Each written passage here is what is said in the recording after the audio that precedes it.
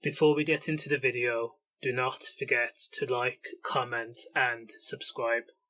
Now just before I start, I want to say I appreciate everybody that's watching these videos. Now that's all said and done, let's get down to it.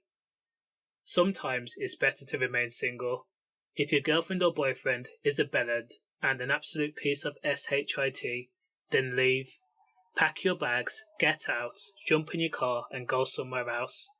Because you could end up as a victim, and by a victim I mean you could be on the receiving end of being stabbed 7 times in the face.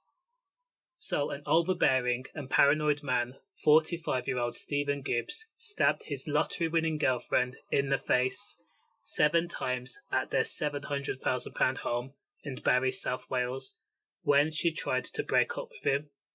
Now of course, it goes without saying the couple's relationship deteriorated once Emma Brown won $5.5 million on the lottery in 2017.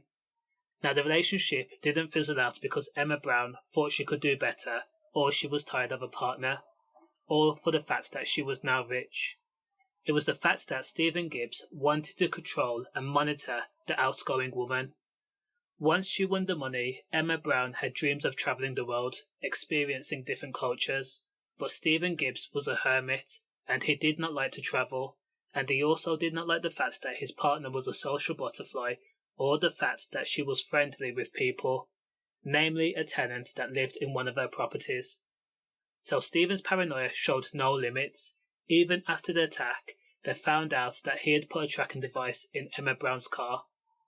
Now, not to sound superficial, but if your partner won $5.5 million on the lottery, the average person would cater to her needs.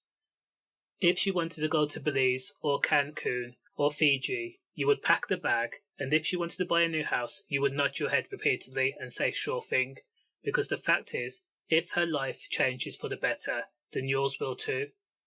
Now, during the vicious and sadistic attack, it was said that Stephen questioned his partner that she arrived late.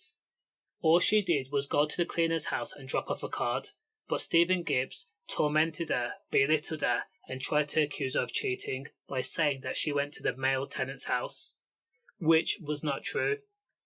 When she finally had enough and says that she no longer wanted to be in a relationship with him anymore, that's when he snaps.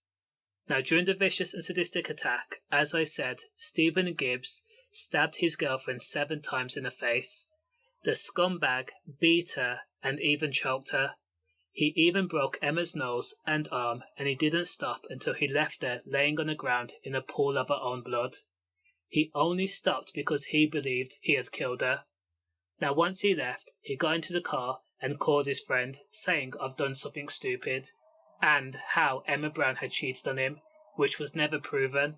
Again, this was just a ploy for the criminal to make himself feel justified for doing something so unbelievable. Thankfully, Emma survived, but she did suffer, and she suffered a lot. She actually suffered life-changing injuries.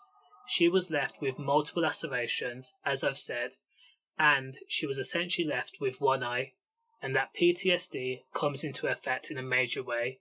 Imagine the kind of psychological trust issues that you would have. Now, when Stephen was arrested, he denied attempted murder, but he then changed his plea to guilty on the day of the trial. Now, this is how sadistic the man was. Merthyr Tydfil Crown Court heard how Gibbs had previously been jailed for 6 years for stabbing a former partner's 11-year-old son 6 times with a kitchen knife. I mean, how could you do that? For his crimes, Stephen Gibbs was jailed for 18 years, and even that amount of years is too lenient. All I can say is, I hope this guy sits down for a long time and thinks about what he's done, and I hope that his jail time is not easy. Stay safe.